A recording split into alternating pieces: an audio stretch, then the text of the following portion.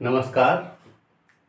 आज की प्रस्तुति है teacher as an agent of change and life skills trainer. परिवर्तन के एजेंट और जीवन कौशल प्रशिक्षक के रूप में शिक्षक। आप देखिए, इसमें जो सबसे मुख्य बात है वो teacher as an agent of change, यानी कि परिवर्तन के अभिकर्ता के रूप में शिक्षक। और दूसरी बात क्या है कि life skill trainer, teacher as a life skill trainer, वो जीवन कौशल के प्रशिक्षक के रूप में कार्य करता है। तो आज हम इन बिंदुओं पर विचार करेंगे और ये सिद्ध करने का प्रयास करेंगे कि क्या वास्तव में ऐसा ही है। इन दोनों रूपों में अध्यापक की भूमिका है। जीवन की यात्रा शैशव से शुरू होकर बाल्यावस्था, किशोरावस्था, प्रौढ़ावस्था और वृद्धावस्था के पायदान पर पैर रखते हुए बढ़ती है। लेकिन जीवन पर्यंत माँ बाप के अतिरिक्त एक और जो हमारी खुशी में आनंदित होने वाला व्यक्तित्व होता है, वह जिसे दुनिया शिक्षक के रूप में जानती है। शिक्षक यूं तो बहुत सी भूमिकाओं का निर्वहन करता है, लेकिन यहाँ शीर्षक के अनुरूप हम उसके दो रूपों की चर्चा करेंगे। कौन कौन से दो रूपों की चर्चा करेंगे? एक तो ये कि परिवर्तन के एजेंट के रूप में शिक्षक। तो meaning of teacher as agent of change, या परिवर्तन के एजेंट के रूप में शिक्षक से आशय क्या है, ये हम जानने का प्रयास करते हैं। परिवर्तन के एजेंट के रूप में शिक्षक से आशय है कि शिक्षक परिवर्तन का प्रमुख अभिकर्ता इसलिए है क्योंकि माँ बाप जिन गुणों को अपने बच्चों में अधूरा छोड़ देते हैं, उनकी पूर्णता का गुरुतर दायित्व शिक्षक द्वारा निर्वाहित होता है। आप ये समझिए, आप घर से वर्णमाला का टूटा फूटा क्रम अ आ ई या ABCD या अलिफ बे पे ते ते से लिख करके या समझा करके भेजते हैं, और उसको पूरा करना, उनसे अक्षर बनाना, उनसे शब्द बनाना, फिर वाक्य, फिर पैराग्राफ और फिर पूरे चैप्टर्स को पढ़ने की क्षमता, ये अध्यापकों द्वारा प्रदान की जाती है। टूटे फूटे अक्षरों से धारा प्रवाहित संप्रेषण के साथ बालक विश्लेषण और संश्लेषण की शक्ति से युक्त होता है। जीवन पर्यंत विविध परिवर्तनों के मूल में कहीं नींव की ईंट के मानंद शिक्षक कार्य करता है। शिक्षक की इस भूमिका को नकारा नहीं जा सकता। इसीलिए अरस्तु ने कहा कि जन्म देने वालों से अच्छी शिक्षा देने वालों को अधिक सम्मान देना चाहिए, क्योंकि उन्होंने तो बस जन्म दिया है, पर उन्होंने जीना सिखाया है। उन्होंने अध्यापकों को अधिक सम्मान दिया। इसलिए कहा कि those who give good education should be given more respect than those who give birth, because they have just given a birth but they have taught how to live. इसलिए ये अध्यापक के अधिक सम्मान के पक्षधर थे। तो जीवन कौशल प्रशिक्षक के रूप में शिक्षक से क्या आशय है कि meaning of teacher as life skills trainer, इसके बारे में थोड़ा सा हम विचार कर लेते हैं। एक तरफ अभी हमने विचार किया कि परिवर्तन के एजेंट के रूप में अध्यापक से क्या आशय है। जो परिवर्तन सकारात्मक है, जिन परिवर्तनों को किए जाना है, उनको करने के लिए एक आधार रखता है अध्यापक, इसलिए वह परिवर्तन का एजेंट है। अब दूसरी बात, वह जीवन कौशल प्रशिक्षक के रूप में है। किससे क्या आशय है? तो जीवन कौशल प्रशिक्षक के रूप में शिक्षक से आशय, या meaning of teacher as life skills trainer. जीवन में बहुत कुछ अधिगमित किया जाता है और व्यवहार में परिवर्तन, आदत का बनना, कार्यकुशलता की वृद्धि का परिणाम होता है। ये सब जो है, आप देखिए कि धीरे धीरे एक आदत बनाना, उसे लगातार व्यवहार में बदलना, और फिर ये सब है क्या, इससे उसकी कार्यकुशलता बढ़ती है, बदलती है और उस समाज के अनुकूल होती है। ये प्रशिक्षण का ही परिणाम है। इस प्रशिक्षण क्रिया को संपन्न करने का गुरुतर दायित्व है गुरुवर का। यहाँ जीवन कौशल प्रशिक्षक से आशय जीवन काल में उपयोगी कौशलों के प्रशिक्षण प्रदाता से है। स्कूल, समाज और जेंडर सुग्राह्यता में यह प्रशिक्षण महत्वपूर्ण भूमिका अभिनीत करता है। इसीलिए श्रद्धेय अब्दुल कलाम जी ने कहा जो हमारे राष्ट्रपति थे और जन जन की श्रद्धा के पात्र थे। वो कहते हैं कि if a country is to be corruption free and become a nation of beautiful minds, I strongly feel there are 3 key societal members who can make a difference. They are the father, mother and the teacher. यानी अध्यापक को इन्होंने इसमें शामिल किया। उन्होंने कहा कि अगर किसी देश को भ्रष्टाचार मुक्त और सुंदर मन वाले लोगों का देश बनाना है तो मेरा दृढ़तापूर्वक मानना है कि समाज के 3 प्रमुख सदस्य ये कर सकते हैं। 3 सदस्य कौन कौन से? पिता, माता और गुरु। अब हमने ये विचार कर लिया कि इससे आशय क्या है और इससे ट्रेनर के रूप में इससे मतलब क्या है, आशय क्या है। अब हम विचार करते हैं कि परिवर्तन के एजेंट के रूप में टीचर, आप ये समझिए टीचर की 2 भूमिकाएं। Teacher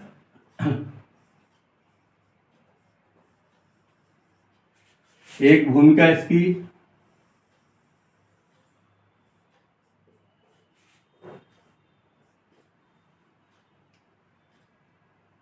agent of change,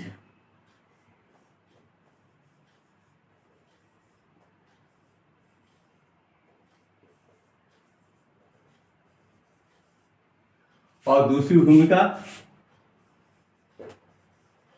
life skill trainer.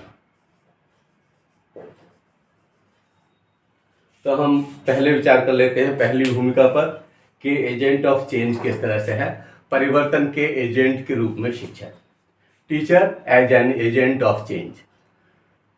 शिक्षक मार्गदर्शक, परामर्शदाता, नेतृत्वकर्ता और सुविधा प्रदाता के रूप में तो परिवर्तन का वाहक है ही।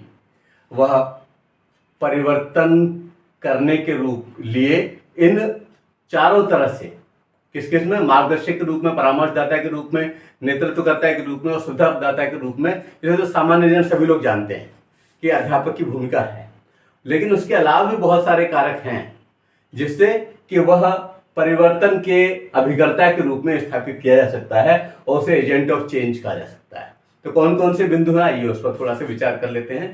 पहला बिंदु है क्या क्या कराता है वो, किन किन क्रियाओं की वजह से वह एजेंट ऑफ चेंज कहलाता है, यानी कि परिवर्तन का एजेंट कहलाता है। तो उसमें एक है भाषा बोध। पहले वैदिक काल में उपनयन संस्कार होता था। उपनयन से आशय था कि गुरु के पास ले जाना। तो वहां पर ले जाकर होता क्या था, अक्षर बोध कराते थे, उससे आगे बढ़ते थे, शब्द, वाक्य, भाषा पर पकड़ होती थी। तो ये भाषा बोध जो है, जो लैंग्वेज कॉम्प्रिहेंशन का कार्य था, यह अध्यापक से अध्यापक ही करता था। और इस तरह से एक बहुत बड़ा परिवर्तन शुरू हो रहा है। अगर भाषा का संज्ञान नहीं होगा तो कुछ भी नहीं होगा। और ये हर युग में हुआ। बौद्ध काल में प्रव्रज्य संस्कार, वहां पर भी यहीं से ही शुरुआत हुआ करती थी। और मुस्लिम युग में बिस्मिल्लाह संस्कार, उसमें भी इसी तरह शुरुआत हुआ करती थी। तो हर जगह भाषा का बोध कराना तो परम आवश्यक था और अध्यापक इस कार्य को बहुत अच्छी तरीके से करता था। तो भाषा बोध जो है वह यह निश्चित करता है कि वह परिवर्तन का एजेंट है। क्योंकि अगर भाषा ही विद्यार्थी को नहीं आएगी तो कुछ भी अधिगम नहीं हो पाएगा। दूसरी बात, अधिगम स्तर समायोजन, लर्निंग लेवल एडजस्टमेंट। आप ये समझिए कि ऐसा नहीं कि केवल उसने शब्द सिखा दिए, केवल उसने पंक्ति को पढ़ना सिखा दिया। जो जो बच्चे का स्तर बढ़ता है, आज के हिसाब से अगर हम मान लें तो प्राथमिक के बाद माध्यमिक और फिर हायर एजुकेशन, तो लेवल के बढ़ने के साथ साथ कैसे समायोजन होगा इस स्तर के साथ, यह क्रिया कौन कराता है, यह परिवर्तन कौन कराता है, इस परिवर्तन में साथ कदम से कदम साथ मिलाकर चलने वाला कौन होता है, तो आप पाएंगे कि वह अध्यापक ही है। दूसरी बात, व्यवहार परिवर्तन, यानी कि बिहेवियर चेंज। एक क्लास में एक जैसे विद्यार्थी नहीं होते, बहुत तरह के विद्यार्थी होते हैं और उन बहुत सारे विद्यार्थियों को एक जैसी विषय वस्तु प्रदान की जानी है। तो प्रदान करने का तरीका भी एक ही नहीं होगा, बहुत सारे होंगे। विद्यार्थियों को अलग अलग तरह से डील करना होगा और उसके बाद उन सबको अधिगमित कराना होगा। तो ऐसी स्थिति में परिवर्तन तो मुख्य है, वो कराना है और उसको ध्यान में रख करके अध्यापक सारी क्रियाएं कर रहा है, अलग अलग तरह के विद्यार्थियों से अलग अलग तरह से डील कर रहा है। और अंततः अपने उद्देश्य में सफल हो रहा है। तो व्यवहार परिवर्तन जो है यह अध्यापक के माध्यम से होता है और ये परिवर्तन का वाहक वह है, इस बात को सिद्ध करता है। अगली बात, समय के साथ तालमेल, रिदम मैचिंग विद टाइम। वक्त जिस तरह का है, आवश्यकता जिस तरह की है और वो वक्त जिस तरह की मांग कर रहा है उस तरह से अपने विद्यार्थियों को तैयार करता है। अगर मान लीजिए विषम स्थिति आती है कोरोना काल जैसी, तो अपने विद्यार्थियों को इंगित करता है कि आपको घर पर रहना है और आपको इस तरह से आप तक इस ज्ञान को पहुंचाया जाएगा और घर पर रह करके अध्ययन की व्यवस्थाएं बनाई गई। अध्यापक ने तुरंत इस बात को सीखा कि कैसे ऑनलाइन शिक्षण किया जा सकता है और विद्यार्थियों ने इसमें उसका सहयोग किया। तो समय के साथ तालमेल बनाते हुए उस क्रिया को आगे बढ़ाया जाता है और परिवर्तन होता रहता है। ऐसा नहीं कि विद्यार्थियों ने अधिगम छोड़ दिया, विद्यार्थियों ने सीखना बंद कर दिया, ऐसा नहीं था उस काल में। तो समय के साथ कदम ताल करना यह भी अध्यापक का एक प्रमुख कर्तव्य है और वह उसमें भी उस चीज को नहीं भूलता है कि परिवर्तन करना है। तो परिवर्तन का वाहक है, परिवर्तन का एजेंट है। अगली बात, लिंग भेद के प्रति सम्यक दृष्टिकोण का विकास, development of proper attitude towards gender discrimination. आप ये समझिए समाज में बहुत बड़ा भेद है। यहाँ तक कि आज भी हम कई क्षेत्रों में ऐसा देखते हैं कि जो बच्चे को लड़के को खाने को मिल रहा है, लड़की को उसकी तुलना में कम मिल रहा है। उसको पढ़ाने लिखाने में भेद किया जा रहा है, उससे उम्मीदें सारी की जा रही हैं, लेकिन उसको उस तरह से तैयार नहीं किया जा रहा। तो ये जो डिस्क्रिमिनेशन है यह केवल घर तक सीमित हो, वहाँ घर से भी मिट जाए, उस ग्राम से भी मिट जाए, उस समाज से भी मिट जाए, ये एक गुरुतर दायित्व की पूर्णता करनी है अध्यापक को और ये बहुत बड़ा परिवर्तन करना है। हालांकि आज परिवर्तन हुआ है, आज माँ बाप बच्चों की तरह से बच्चों को भी पढ़ा रहे हैं, उनके खाने पीने की एक जैसी व्यवस्था कर रहे हैं, वो भी बाहर जा करके पढ़ रही हैं, लेकिन इसके प्रति सम्यक दृष्टिकोण का विकास हो, इसके लिए निरंतर कार्य करने वाला अगर कोई प्राणी है तो वह अध्यापक है। निश्चित रूप से वह इस महान परिवर्तन का एजेंट है और वह चाहता है कि जिस तरह से बालक परवान चढ़े उसी तरह से बालिका की भी उन्नति सुनिश्चित हो। उसके परिणाम के रूप में आज आप बहुत सारे नाम देखते हैं, चाहे वह वायुयान के उड़ाने की बात हो, चाहे वह समुद्र की बात हो, चाहे वह रेल पथ पर रेल दौड़ाने की बात हो, चाहे टैक्सी चलाने की बात हो, बस चलाने की बात हो, बस कंडक्टर के रूप में कार्य करने की, हर क्षेत्र में आज हमें महिलाएं दिख रही हैं, क्योंकि लिंग भेद के प्रति सम्यक दृष्टिकोण का विकास का ध्येय लेकर के आपके गुरुजी चल रहे हैं, अध्यापक महोदय चल रहे हैं और निश्चित रूप से हम इसको प्राप्त करके रहेंगे। अगली बात जो कि उसे परिवर्तन का एजेंट सिद्ध करती है वह है सकारात्मक दृष्टिकोण का विकास, डेवलपमेंट ऑफ पॉजिटिव एटीट्यूड। कैसी भी स्थितियां हों, कितने भी झंझावात हों, कितनी भी परेशानियां हों, बच्चों को हारना नहीं है, यह भाव पैदा करना है उनके मानव मस्तिष्क में और निश्चित रूप से यह बीज रोपा जा चुका है। आज के बच्चे ज़्यादा सजग हैं, ज़्यादा जागरूक हैं, ज़्यादा समझने के लिए तैयार है और बहुत छोटी उम्र पर उन्होंने बहुत कुछ प्राप्त भी किया है और बहुत कुछ अध्ययन भी किया है।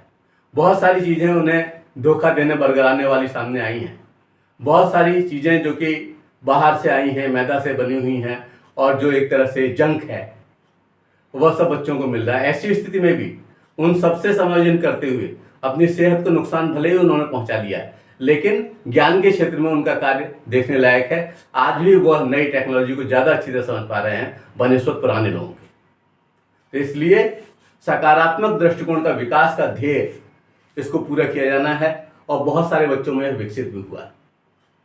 अगली बात, समस्या समाधान योग्यता, प्रॉब्लम सॉल्विंग एबिलिटी। यह एक ऐसा परिवर्तन है जिसकी कि सपने प्रारंभ से लेकर के अब तक के सारे अध्यापकों ने देखे हैं कि हमारा बच्चा किसी स्थिति में ऐसा न हो जाए कि वो किंग कर्तव्य विमूढ़ जैसा खड़ा रह जाए। वो उस समस्या से निपटने के लिए अपने आप को तैयार पाए, उसे लगे हाँ कोई आलम है जो उसके साथ है और निश्चित रूप में अंततः विजयी वही होगा। तो ऐसे सकारात्मक दृष्टिकोण का विकास अध्यापक करता है और अध्यापक निरंतर कर रहा है, इसलिए वह परिवर्तन का एक विश्वसनीय एजेंट है। अगली बात, व्यक्तित्व परिवर्तक, पर्सनालिटी चेंजर। पर्सनालिटी में परिवर्तन और इसके लिए बच्चों को ये बताया जा रहा है कि क्या उचित है, क्या अनुचित है, नीर विवेक उनमें जागृत किया जा रहा है, क्या खाने लायक है, क्या पढ़ने लायक है, क्या देखने लायक है। इस शक्ति के विकास के लिए एक अध्यापक कितना श्रम करता है, इसका मूल्यांकन नहीं किया जा सकता, क्योंकि वो निरंतर सोचता है किस तरह से हमारे विद्यार्थियों को कोई बुरी आदत ना आ जाए, कहीं वो नकारात्मक चिंतन न करने लगे, कहीं वो अवसाद से, कहीं वो डिप्रेशन का शिकार न हो जाए, कहीं वो तनाव का शिकार न हो जाए। और इसलिए वह उसकी पर्सनालिटी के लिए तरह तरह की बातें, तरह तरह के तथ्य, तरह तरह के एग्जाम्पल्स ऐसे देता रहता है जिससे बच्चा सकारात्मक रूप से समृद्ध हो।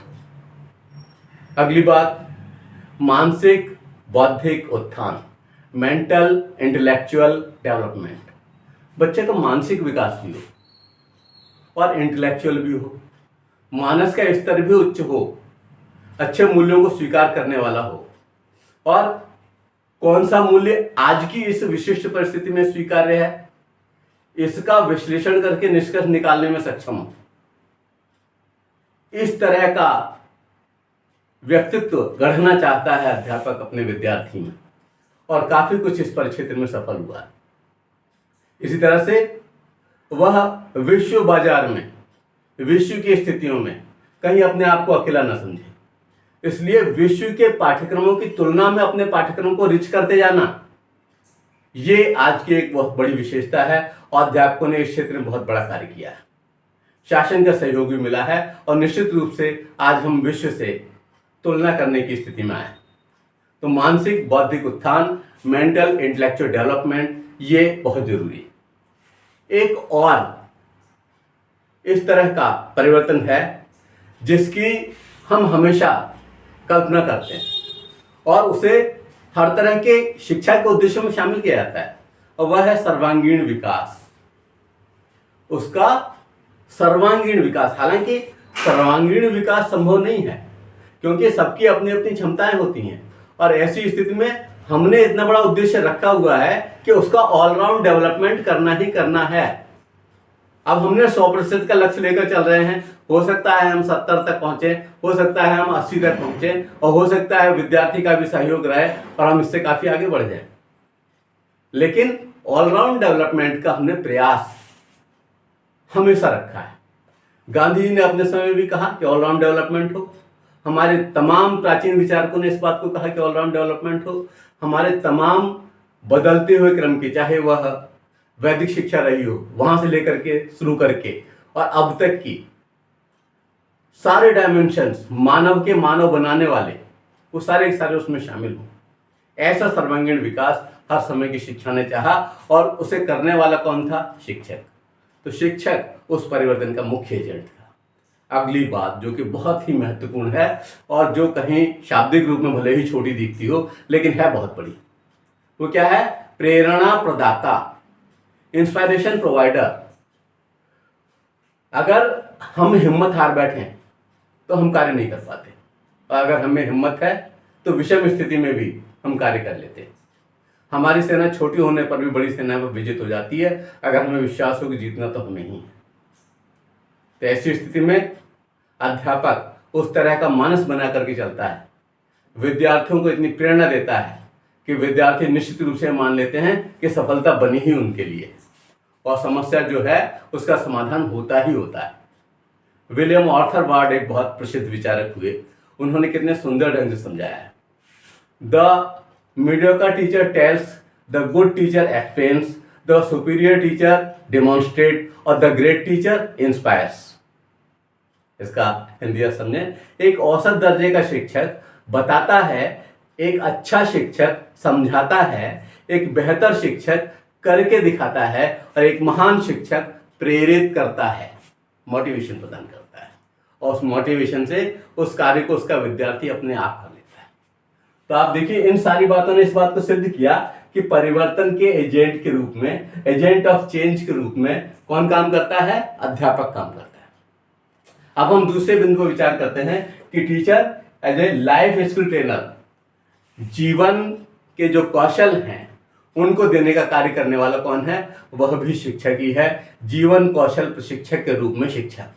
Teacher as life skill trainer, जीवन में उत्तरोत्तर विकास के सोपानों से अपने विद्यार्थियों को जोड़ने हेतु शिक्षक विविध कौशलों में पारंगत कर स्थिति से समायोजन करना चाहता है। कुछ कौशलों को इस प्रकार से क्रम दिया जा सकता है। हालांकि समय के हिसाब से भी कौशल बनते हैं, नवाचार गढ़ा जाता है और जैसी आवश्यकता होती है उस तरह की व्यवस्था रखी जाती है। आप ये समझिए कि स्थिति को देखने का अपना दृष्टिकोण होना चाहिए, और जब हम उसे इस तरह से देखते हैं कि हाँ, यह निश्चित रूप से हमारे द्वारा सीखा जाएगा और हम समाधान तक पहुंचेंगे। विष्णु सक्सेना जी की लाइनें हैं, रेत पर नाम लिखने से क्या फायदा, एक लहर जो उठी कुछ बचेगा नहीं। तुमने पत्थर सा दिल हमको कह तो दिया, पत्थरों पर लिखोगे मिटेगा नहीं। इसी तरह से यहां पर भी अध्यापक ये मान के चलता है, भले ही स्थितियां दुरूह हों, भले ही पथ कंटकाकीर्ण हो, लेकिन जब हम उस पर कार्य करेंगे तो निश्चित रूप से उन कौशलों का स्थानांतरण बच्चों के मस्तिष्क में होकर रहेगा और बच्चा सफलता अर्जित करके रहेगा। तो इस तरह की कौन कौन से कौशल हैं, आइए थोड़ा सा हम इन पर विचार कर लेते हैं, जिसकी वजह से कहा जाता है कि टीचर जो है लाइफ स्किल ट्रेनर है। उसमें एक है व्यावसायिक दक्षता कौशल, प्रोफेशनल कॉम्पिटेंस स्किल। उसमें कौन कौन से व्यावसायिक गुण डाले जाएं, व्यावसायिक दक्षता प्रदान की जाए, उसे बार बार करके उसका अभ्यास करा के उसे इतना अधिक कुशल कर दिया जाए कि लोग उससे सीखने के लिए प्रेरित हों, और वो चूंकि उस क्षेत्र में पारंगित हो गया तो उसमें शोध करके और अच्छे आगे बढ़ाने की व्यवस्था बनाए। तो व्यावसायिक दक्षता कौशल एक महत्वपूर्ण कौशल है जो कि अध्यापक द्वारा उसको प्रदान किया जाता है। आप समझिए, अध्यापक का मतलब आज केवल वह नहीं रह गया कि जो क्लास में केवल रटवा रहा है, लिखवा रहा है। आज वह भी अध्यापक है जो आपको बीटेक एमटेक करा रहा है, जो आपको और उच्च शिक्षाओं को प्रदान कर रहा है। अध्यापक या शिक्षक से मतलब केवल हाई स्कूल के अध्यापक से नहीं है, सारे के सारे अध्यापक अपना रोल प्ले कर रहे हैं और वो उस स्किल को उस बच्चे में ट्रांसफर करना चाह रहे हैं। केवल डिग्री लेना आज का उद्देश्य नहीं रह गया है। अगली बात, सृजनात्मक कौशल, बहुत ही महत्वपूर्ण और आवश्यक बिंदु। सृजनात्मक कौशल, सृजन की शक्ति का विकास उस मानस से जुड़ जाए, कहीं पर भी विध्वंस का साथ न दे। आज बहुत सारे विचारक हैं, बहुत सारे मजहब तक भटकाव के दौर में आ गए हैं और वह विध्वंसकारी कृत्य कर रहे हैं और साफ देखे जाते हैं। तो कौन सी ऐसी स्थितियां हैं जो सृजन में सहयोगी बनेंगी? तो यह शिक्षा और यह शिक्षक मिलकर के इस कार्य को करने का प्रयास कर रहे हैं और बिना किसी भेदभाव के कर रहे हैं कि सभी में सृजन की शक्ति का विकास हो, इस स्किल का डेवलपमेंट हो। अगली बात, जागरूकता कौशल, अवेयरनेस स्किल। अगर जागरूक नहीं रहेंगे तो उन्हें नुकसान हो जाएगा, कोई भी उसको धोखा दे सकता है हमारे विद्यार्थी को। इसलिए हर पल जागरूक रहना बहुत आवश्यक है। आप समझिए, तमाम खेल हैं जिसमें सेकंड्स की गलती होने पर हम हार जाते हैं, तमाम प्रैक्टिकल्स हैं जिसमें सेकंड्स में चूक होने पर हमारा नुकसान हो जाता है। तो ऐसी स्थिति में हमेशा अवेयर रहना बहुत जरूरी है, हमें अपने आप को स्वस्थ रखना बहुत जरूरी है, हमें अपने खान पान से लेकर पढ़ने और सारे समय प्रबंधन का ध्यान रखना बहुत आवश्यक है। अवेयरनेस की बहुत अधिक आवश्यकता है, इसलिए अवेयरनेस स्किल से जोड़ना यह अध्यापक का प्रमुख दायित्व है। अगली बात कि अगर मान लीजिए हमको सब कुछ आ रहा है और सब हमारे तक सीमित है, उसका फायदा क्या है? हमें कोई मूर्ति थोड़ी करनी है कॉलेज में, क्लास में या कहीं कुछ बताने के लिए। तो आवश्यकता इस बात की है कि प्रभावी संप्रेषण कौशल विकसित किया जाए, इफेक्टिव कम्युनिकेशन स्किल पैदा किया जाए। क्योंकि जो कुछ आपको पता है आप वो सबको बता दीजिए, और जब आप सबको बता देंगे तब निश्चित रूप से वह स्थिति बनेगी जिससे कि लोग उसमें परिमार्जन करके और अधिक आगे बढ़ने का प्रयास करेंगे। क्योंकि हर बार गिनती को एक से न शुरू किया जाए, अगर हमने यहां तक पहुंचा दिया है तो इससे आगे कार्य हो और उसमें आगे परिमार्जन हो। अगली बात, समस्या समाधान कौशल, प्रॉब्लम सॉल्विंग स्किल। अगर समस्या है तो निश्चित रूप से समाधान होगा। समस्या या प्रॉब्लम इज इक्वल टू होता क्या है? समस्या बराबर होता है आवश्यकता माइनस साधन।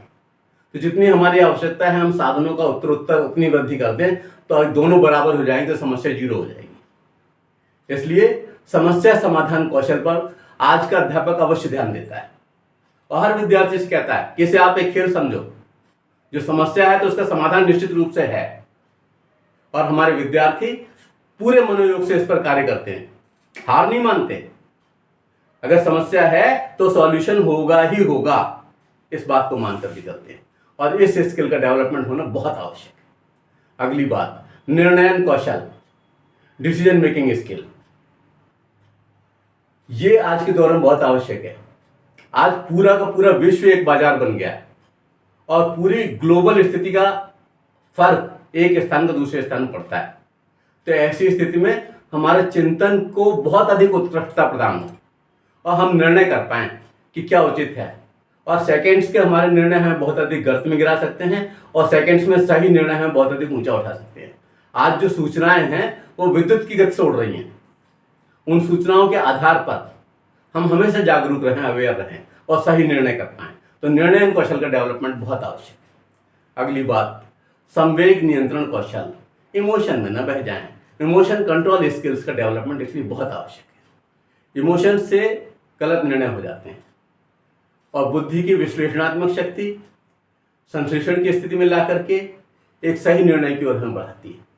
तो हम गुमराह ना हो जाएं, कहीं इमोशंस जो हमारे पैदा किए गए हैं वह दूसरे का एक षड्यंत्र न हो। इसलिए बहुत आवश्यक है कि हम अपने संवेगों पर नियंत्रण करें और देश की उन्नति को ध्यान में रखें। अगली बात, तनाव नियंत्रण कौशल, स्ट्रेस मैनेजमेंट स्किल। टेंशन में भी हमारे कार्य की शक्ति घट जाती है, हमारे कार्य अधूरे रह जाते हैं, हमारे उद्देश्य पूरे नहीं हो पाते। हम जिन कार्यों को बहुत अच्छी तरीके से कर सकते हैं, तनाव की स्थिति में उनको हम नहीं कर पाते। तो आवश्यकता इस बात की है कि स्ट्रेस मैनेजमेंट स्किल हमें आना चाहिए, हम उसे मैनेजमेंट कर सकें, उसको हम उतने समय के लिए टाल सकें जितने समय हम कोई और कार्य कर रहे हैं जो तुलनात्मक रूप से अधिक बड़ा है। आप समझिए कि जब हमारे शास्त्र हमसे कहते हैं कि छोटे, अगर मान लीजिए आपका अपना फायदा हो रहा है और ज़्यादा लोगों का फायदा हो रहा है, ज़्यादा लोगों के फायदे वाला काम करो। आपकी गली का फायदा हो रहा है तो इसकी तुलना में मोहल्ले का फायदा हो जाए ऐसा कार्य करो। मोहल्ले का फायदा हो रहा है तो नगर का फायदा हो जाए ऐसा कार्य करो। नगर के फायदे को कुर्बान करके अगर राष्ट्र का फायदा हो सकता है तो उस कार्य को करो। तो हमें क्या करना है, उस समय तक स्ट्रेस को नियंत्रण करना है और उस कार्य को करना है। अगली बात, जब हम बहुत सारे कार्य करते हैं तो केवल एक ही जगह पर नहीं रहते, दूसरी जगहों पर जाते हैं और टीम वर्क के रूप में हम कार्य करते हैं, टीम के एक मेंबर के रूप में कार्य करते हैं, एक बहुत बड़ी मशीन के एक बहुत छोटे पुर्जे के रूप में कार्य करते हैं।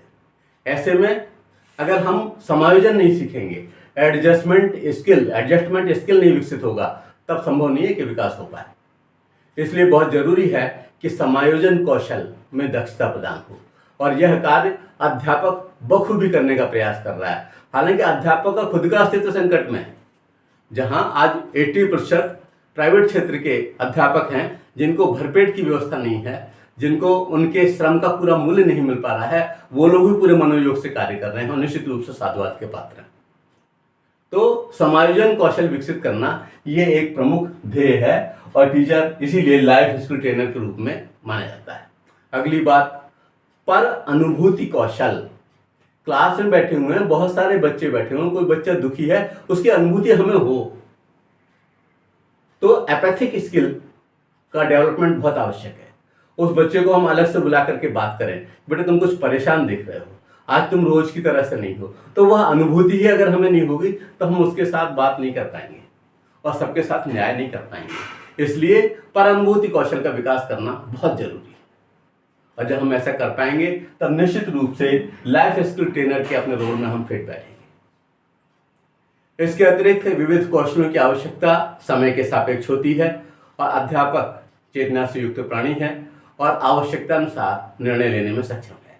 जब जैसी आवश्यकता होती है तब वह उस तरह के कार्य करता है और उस तरह के स्किल का डेवलपमेंट कर लेता है। तो ये अभी हमने विचार किया teacher as an agent of change and life skill trainer के रूप में, परिवर्तन के एजेंट और जीवन कौशल प्रशिक्षक के रूप में शिक्षक की भूमिका पर हमने विचार किया। जो कुछ भी मैंने कहा है अगर आप इसे लिखित रूप से प्राप्त करना चाहते हैं तो educationacharya.com पर उपलब्ध है और इसे आप अच्छी तरह कर पाएंगे। आपका पेपर नज़दीक है। धन्यवाद। जय हिंद, जय भारत।